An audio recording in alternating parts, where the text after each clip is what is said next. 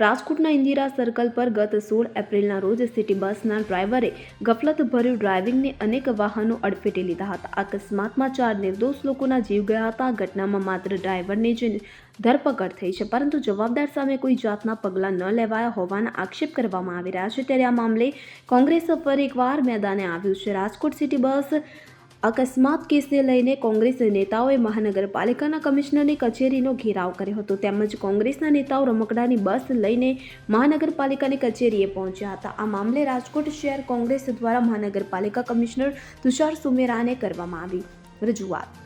તો મહાનગરપાલિકા કમિશનરને કોંગ્રેસ પક્ષ દ્વારા રમકડાની બસો આપી મહાનગરપાલિકા કમિશનરની ઢીલી નીતિનો વિરોધ કર્યો હતો. અકસ્માત સર્જ્યા બાદ એજન્સી સામે કોઈ કાર્યવાહી ન કરતા કોંગ્રેસ લાલધૂમ થઈ હતી. ત્યારે મહાનગરપાલિકા વિરોધ પક્ષના નેતા વસરામ સાગઠિયા, અતુલ રાજાણી, જસવંતસિંહ ભટ્ટી, રાજદીપસિંહ જાડેજા દ્વારા રજૂઆત કરવામાં આવી હતી. તેમના દ્વારા વહેલી તકે રાજકોટ મહાનગરપાલિકા કમિશનર વહેલી તકે સમગ્ર મામલે તપાસ કરે તેવી કોંગ્રેસ પક્ષે માંગ કરી છે. રાજકોટ મહાનગરપાલિકાને કમિશનરને રાજકોટ શહેર કોંગ્રેસ દ્વારા આજે એક આશ્ચર્યજનક ઘેરાવ કરવાનો કાર્યક્રમ કોંગ્રેસ પાર્ટી દ્વારા આપવામાં આવ્યો. થોડા દિવસો પહેલા રાજકોટની અંદર એક એક્સિડન્ટનો બનાવ બનેલો, જેમાં 3 લોકો મૃત્યુ પામેલ. આજ દિન સુધી માત્ર એ બસના ડ્રાઈવરને તોમતદાર બનાવી અને રાજકોટ શહેર પોલીસ અને રાજકોટ મહાનગરપાલિકાના કમિશનર સંતોષ માની લીધો છે. ત્યારે કોંગ્રેસ દ્વારા આજે આક્ષેપ કરવામાં આવેલો છે કે જે આ સિટી બસ છે, એ બસ અત્યારે 45 ડિગ્રીની અંદર એ બસો બંધ કરવામાં આવી છે. અને જ્યારે એ બસ બંધ કરવામાં આવી છે, એ બસ 1,25,00,000ની બસ છે, એક બસ. હવે જો એ પણ 45 ડિગ્રીની અંદર ન ચલાવી શકાય એવી પરિસ્થિતિ હોય તો ક્યાંક ભારતીય જનતા પાર્ટીનો મોટો ભ્રષ્ટાચાર રાજકોટ સિટી બસ જે ચાલે છે એની અંદર છે. કારણ કે આ જે બસો છે, જે એસટીની બસો પહેલાં ચાલતી હતી, એમાં કોઈ દિવસ બસ બંધ કરવી પડી એવી પરિસ્થિતિ નથી ઊભી થઈ. માત્ર કોન્ટ્રાક્ટ પદ્ધતિથી જે આ બસો ચાલે છે, આજે એ બસ બંધ કરવાની પરિસ્થિતિ થઈ છે.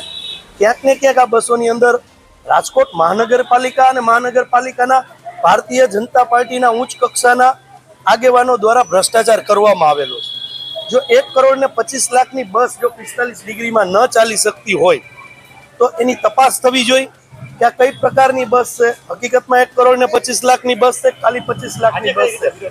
આજે વિરોધ એટલા માટે કરવામાં આવ્યો કે રાજકોટ મહાનગરપાલિકાને, રાજકોટના નગરજનોને દર મહિને 8 લાખ રૂપિયાની ખાત રાજકોટ મહાનગરપાલિકાને આ બસ તંત્રમાં જાય છે.